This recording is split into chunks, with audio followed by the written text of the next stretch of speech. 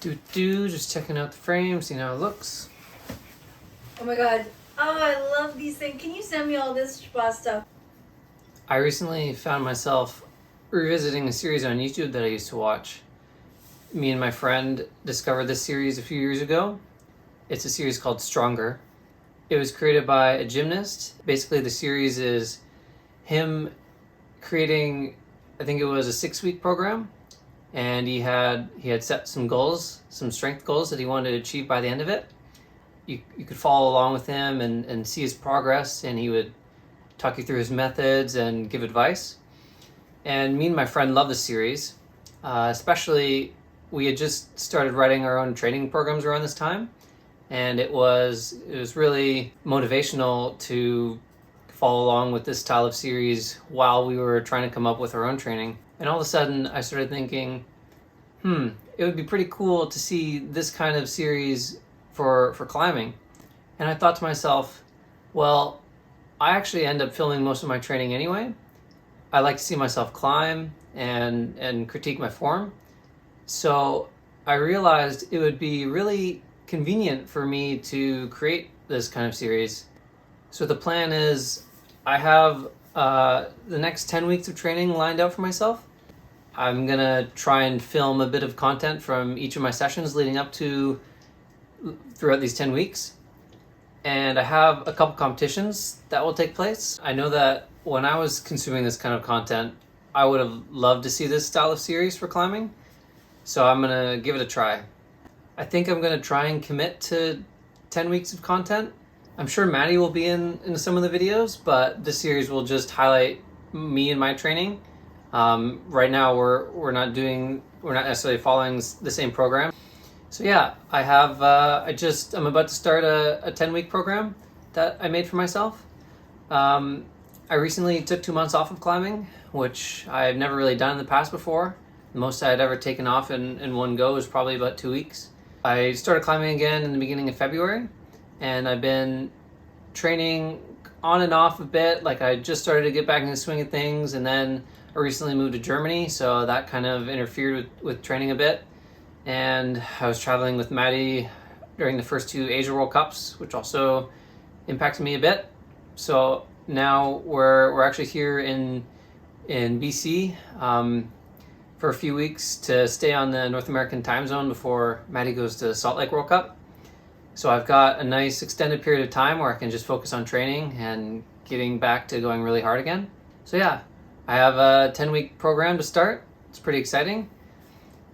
The way it's going to look is the first 2.5 weeks were initially going to be the same cycle repeating, but when we got here, we saw there was a local competition happening, and I decided to fit it in my schedule last second. After 2.5 weeks of training here in Victoria, I'll be flying to Montreal, where the training will switch up a bit. It'll be way more climbing focused. I'm going to still keep my bread and butter hangboard routine and my workout, but we'll drop the campus session, we'll drop the endurance, and yeah, I like to just have 3 out of my 4 sessions in every 2-day block leading up to an event be just climbing. And then that'll bring us to the first competition that I have coming up, which is the jackalope in Virginia. I've written this program about like 2-3 weeks ago, and a few days ago actually I realized that the jackalope was happening, so I worked it into the program last second. After jackalope is going to be the Vail North American Cup, which is probably, well, it's definitely going to be the event that I'm going to focus on the most heavily in this program. It's going to be it's probably my best shot at getting some needed points to work my way back up in the Canadian rankings. And then after that, after both of those American events, we have the next 3 weeks. I'm gonna fly back to Germany, where I live now, and I'll start the next phase of the program. Kind of a mix of power-based training and climbing. And after 3 weeks of training in Germany, I'll be back again in Montreal for the last North American Cup of the year. So yeah, I'm pretty excited to start the series. I think it should be pretty convenient for me to be able to do, and honestly, like, just filming and documenting all my training, it'll help keep me accountable, and if people are interested in the series, I'll keep doing it. Maybe it'll evolve and change into something else. I'm open to suggestions, but yeah, this is going to be the first episode.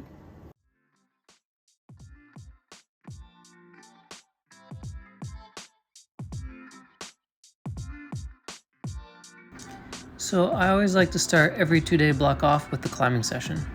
For me, it's the most important session to be fresh for.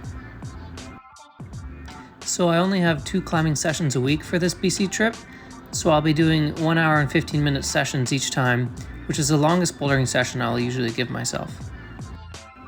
After warming up for about 20 minutes, I started my session on this black tape boulder. Black tape is the second hardest grade at Boulder House, with pink being the hardest. While I was warming up, I actually retweaked a back injury I got earlier in the week when I was climbing a bit to shake off my jet lag. I was considering bailing on the session for fear of making it worse, but it slowly got better as the session went on, thankfully. As you can see here, I down climbed quite a bit to save my back from landing. Next up was this pink tape boulder. This was my first time climbing in this gym, so naturally I was drawn to the big, visually striking boulders. However, I probably shouldn't have been trying this boulder considering the crux in the beginning is basically an intense deadlift move, which is the last thing you want to be trying with bad back. Here you can see I'm giving a bunch of half-assed attempts, kind of testing out my back to see if I'm actually capable of being able to do this move.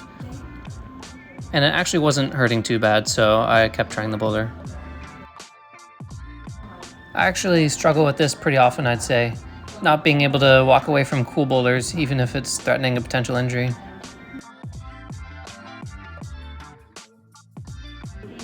After a few attempts, I found a drop knee between the start holds and the volume to match the undercling. Then the rest of the boulder consisted of powerful compression moves that were right up my alley.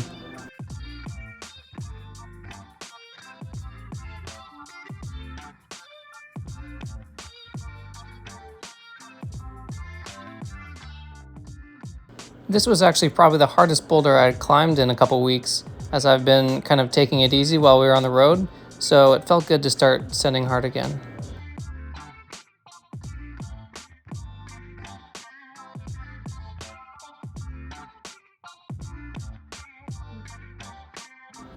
This next boulder was super cool. I'd ran into Hamish a couple days before and asked if he could set Maddie and I a coordination dyno. He set this awesome move that I haven't had much practice with, so I had a good time learning the new movement. Usually I have a pretty good time being able to tell why I'm not sticking a dyno, but the movement on this was really confusing me for quite some time. After a few attempts, I think I realized that I wasn't riding the paddle hold for long enough, and that was what made the difference in the end. It took me about 5 or 6 attempts in the end to stick the jump and then finish the boulder. Off camera, I had rehearsed the ending as well, so I knew what to expect.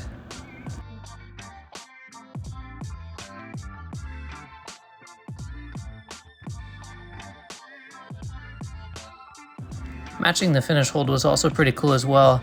I found myself doing this drop knee bar heel hook thing. It felt super secure. I finished the session off with a few slabs. It had also been a couple weeks since I'd been on a slab due to the recent traveling, so I was curious to see where my balance skills were. And I was pleasantly surprised to be able to do the 3 slabs in the gym on my first go. This boulder in particular was a good test of my balance, as the most of the climb was just all on the feet.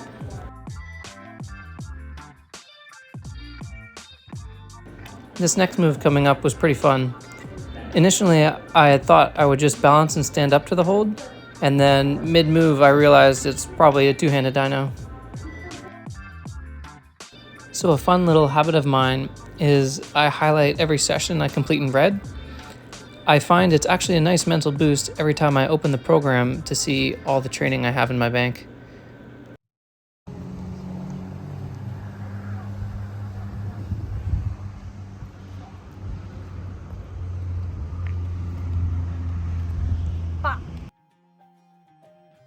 After my morning boulder session, I rested for a few hours and then it was back to the gym for endurance. Basically, for the entirety of this BC trip, I'll just be doing 6 sets of 4x4s for my whole session. As you can see here on my first try of the day, the collection of white crimps on this boulder tripped me up and I forgot which one to grab. I went into this session ready to get beat up, as it had been quite a while since I had last done any endurance training. The last endurance cycle I did was in October of last year, I think. This was my first set of 6, and I ended up doing 2 sets on this white boulder. I picked boulders well within my on-site level for this session since I was a little rusty, and I'm hopeful I can bring the difficulty up pretty rapidly in the coming sessions. I find I build endurance super fast and actually lose it quite slowly, so I usually will try to time my endurance training 5 to 6 weeks out from my target events. I especially wanted to do an endurance cycle leading up to the Vail North American Cup, since Vail is at quite a high elevation. The last time I competed in Vail, I was not properly prepared and I had the wind knocked out of me on comp day, so this time I'd like to have a bit more cardio and endurance on my side.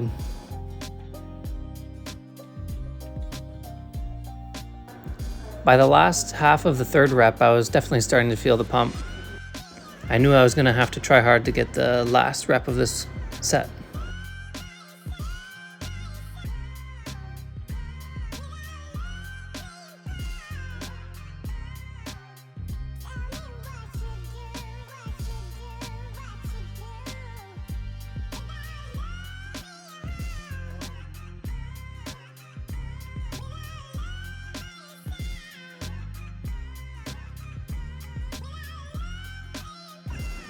Both sets that I ran on this boulder, I managed to get all 4 reps, which was super surprising, and I felt like my endurance session was off to a great start.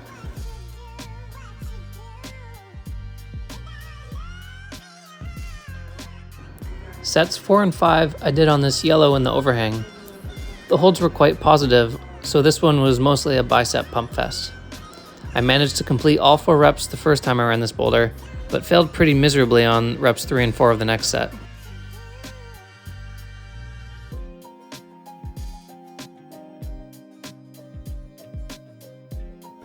I like to use a 4-minute rest in between my sets of 4x4s because I find it mimics the effect of pump accumulating during a 5-on 5-off format.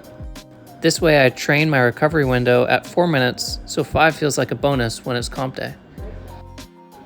This means by sets 5 and 6 of the session, the pump has just been building and building, and it's so much different compared to the first few sets.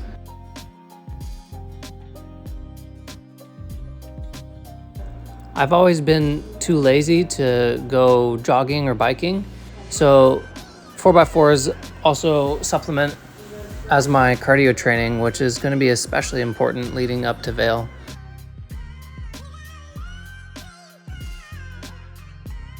After 5 sets, I didn't think there was any way I could pull one more out of the bag, but I wanted the program off to a good start, so I found the juggiest climb possible and managed to finish it off.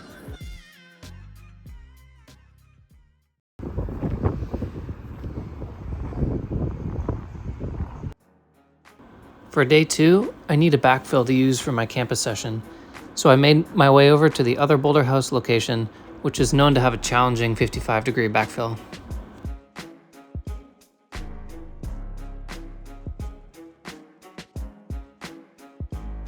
This session is only 45 minutes long. Because campusing is so draining, I can usually only handle up to 45 minutes before my power levels are too depleted to be giving quality attempts. It has been even longer since I've campused and done endurance, so I was also expecting a challenging session this morning. This proved to be the case, and I found myself needing to summon all the energy I had for the whole duration of the session.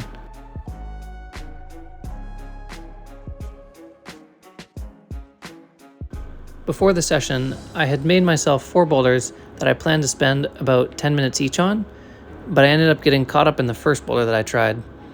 I worked it for about 30 minutes, and after one attempt where I used all the gas in the tank to try and send, I ended up being super drained and had to call my session a bit early, which I don't normally love doing.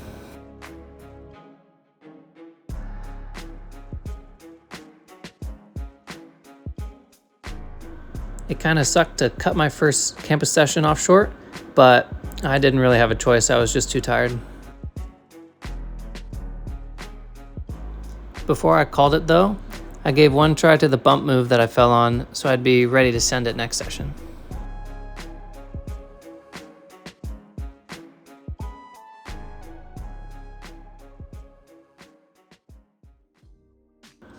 Later in the day was the workout.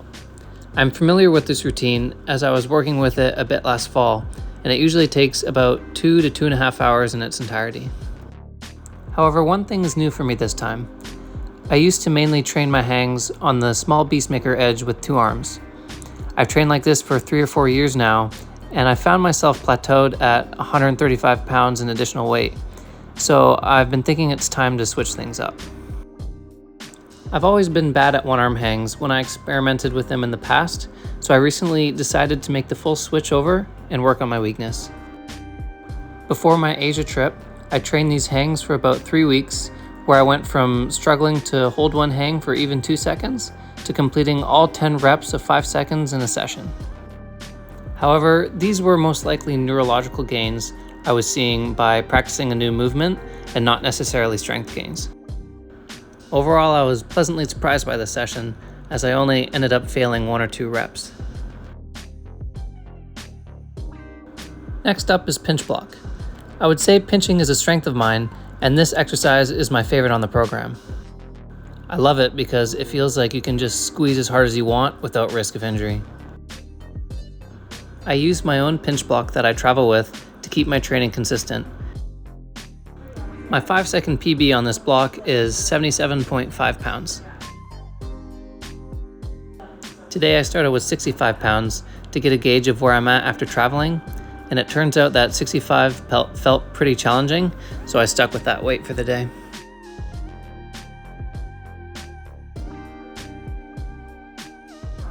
I've been training on this pinch block for a long time, so my progress is usually pretty predictable. I hope to be pushing 80 pounds near veil time, especially when we start doing 2 to 5 second lifts.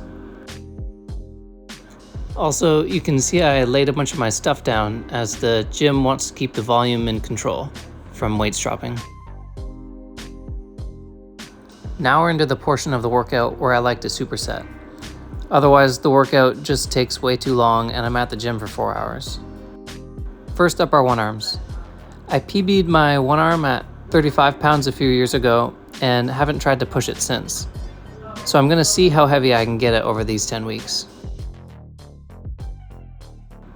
I've been training 1-arm since I was probably 12 years old, and this is another one of my favorite exercises.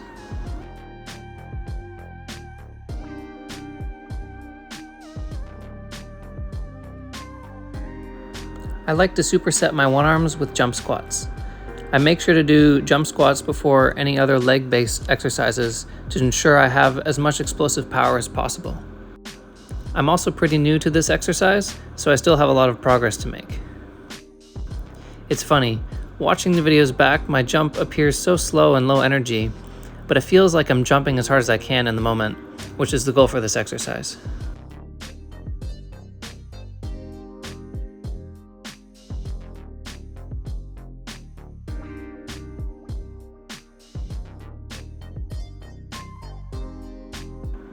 The next superset is dips with pistol squats.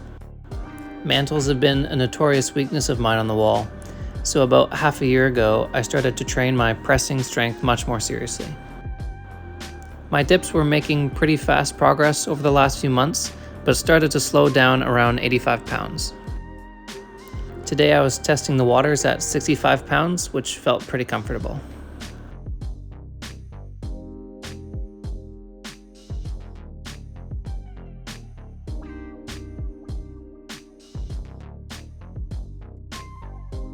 Similar to dips, I started training my squat way more than I used to.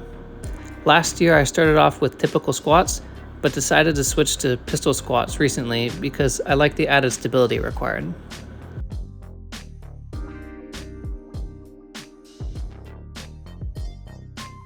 Last superset is military press with splits. I've also been training military press for about half a year and progress is starting to slow. This is another muscle group I find myself relatively weak in on the wall, and often find myself getting stumped by overhead press moves.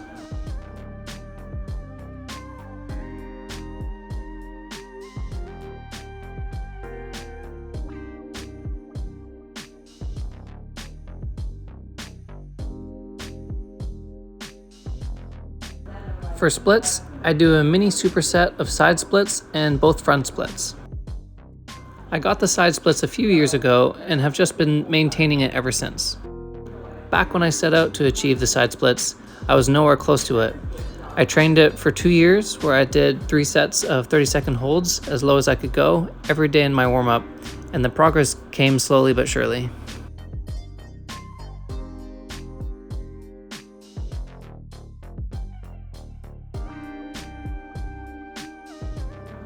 However, front splits, I just started working on recently.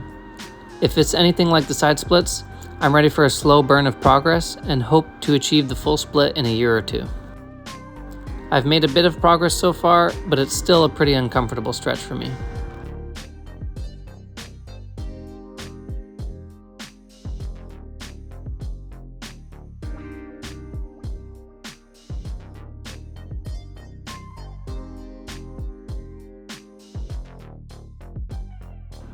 Overall, it was a good workout, and I'm happy to see that the travel didn't mess me up too badly. Nothing felt particularly weak or unstable.